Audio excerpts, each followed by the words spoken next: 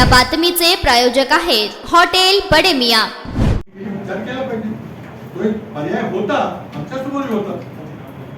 एकदा आपण आता पूर्वी एकदा झालं होतं 10,000 रुपयाचं लोन. त्यामुळे पर्याय कुठला असेल तर निर्णय घ्यायचा हा निवडून आलेल्या काँग्रेसचे खासदार निवडून घेतो. आणि चार पेट्रोल घेणार नाहीत किंवा आणि कुठले परदेशातले लोक घेणार नाहीत. हा निर्णय जो काही निर्णय घ्यायचा तो या लोकसभेला निवडून आलेले खासदार ते आपला बहुमतानं नेता निवडतील, ते मंत्रिमंडळ निर्णय घेईल तो पूर्ण अधिकार. अमित शहा एकतर तो डाव कुठेतरी डायनेमिक जाहीर झाला पाहिजे किंवा आता अमित शहाकडे काहीतरी जादूचं हे असलं पाहिजे की राहुल गांधीच्या डोक्यात काय, खडगेंच्या डोक्यात काय, माझ्या डोक्यात काय, प्रणितीच्या डोक्यात काय, त्याला कळत असलं पाहिजे. काहीतरी जादू टोना करून ते करतो.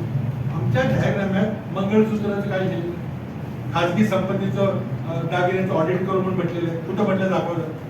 काँग्रेसचा जाहीरनामा ज्यामध्ये त्यामध्ये वेगळी पत्रकार परिषद इतका उत्कृष्ट जाहीरनामा आम्ही अंमलात येतील असे आश्वासन दिलेले म्हणजे आम्ही करून दाखवलेलं आहे.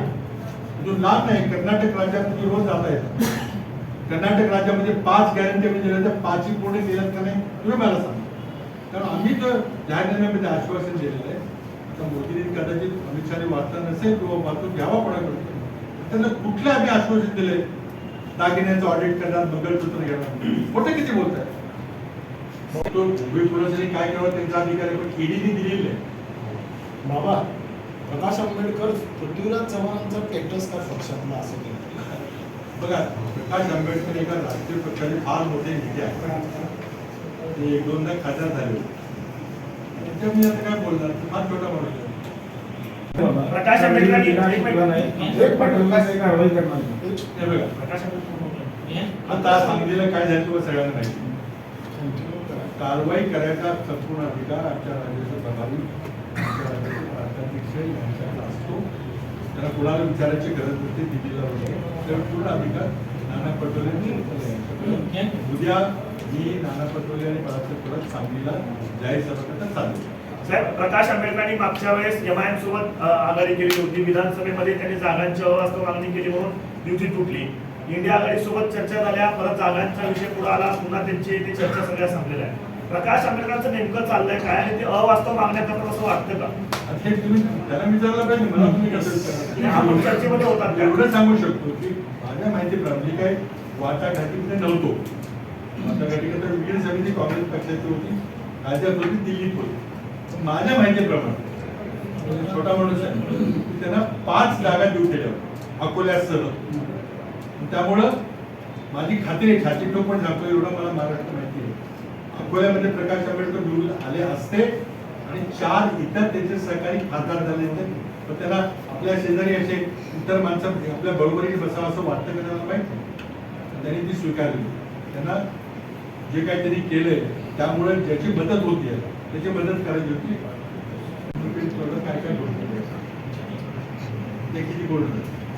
एक मगाशी चांगला मुद्दा मांडला बाबा की तुम्ही अर्थव्यवस्था जे मोठ्या प्रमाणात नासवत चालले, पण जे GDP सांगितलं जातो, जे 5 ट्रिलियन म्हणून सांगितलं जात नाही, पण जगामध्ये 5व्या रँकची असलेली अर्थव्यवस्था म्हणून सांगितलं ते सगळे ते फोर आहेत. सगळे 5व्या क्रमांकाचे आपले आहेत, त्याला आमचा अभिमान आहे.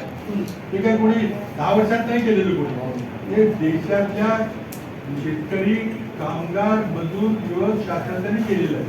पण माझं एवढंच म्हणणं आहे की आमच्या गतीने तुमचे तो विकास जर तुम्ही कायम ठेवला असेल तर आपण आज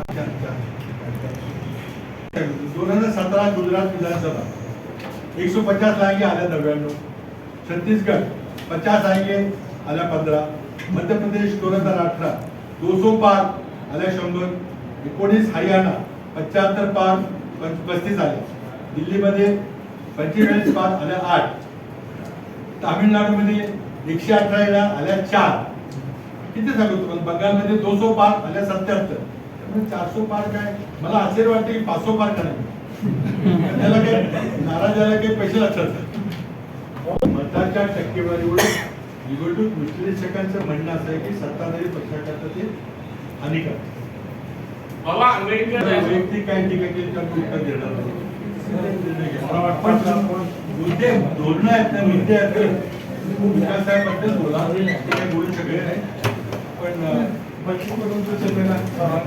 वैयक्तिक कसं बोलू. धोरणात्मक मी 5 मुद्दे तुम्हाला मांडतो. जीएसटीच्या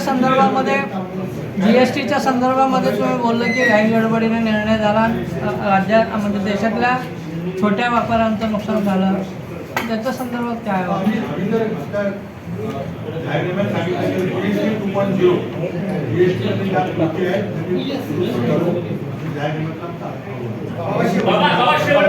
शेवटचा प्रश्न अकोल्यामधून ज्या अभय पाटलांना उमेदवारी काँग्रेसनं दिलेली आहे त्यांची पार्श्वभूमी आपण जर बघितली तर ऍक्सिस बॅकग्राऊंडची पार्श्वभूमी आहे. त्यामुळे प्रकाश आंबेडकर असं म्हणतात की काँग्रेसकडे जे उमेदवार दिले जातात ते जाणून बुजून हरण्याकरता दिले जातात आणि माझ्याकडे जी काँग्रेसचा उमेदवार दिला तो तशाच पद्धतीने दिला. मग प्रकाश आंबेडकरांचा फायदा होता त्यांचं म्हणणं आहे त्यांना माझ्या शुभेच्छा आहेत. मटन, चिकन आणि बीफसाठी प्रसिद्ध असलेलं सोलापूर शहरातील विजापूर वेस्ट येथील प्रसिद्ध हॉटेल बडे मियां. पाया ताहरी mutton biryani, chicken biryani, mutton शीख, चिकन 65 आदी मिळण्याचं एकमेव ठिकाण हॉटेल बडे मियां.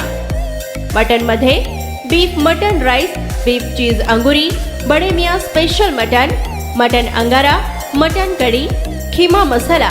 चिकनमध्ये chicken rice, chicken Malvani, special Bade Miyan chicken cheese अंगुरी, chicken tikka, chicken Hyderabadi, butter chicken, kadai chicken masala असे भरपूर आयटम्स उपलब्ध.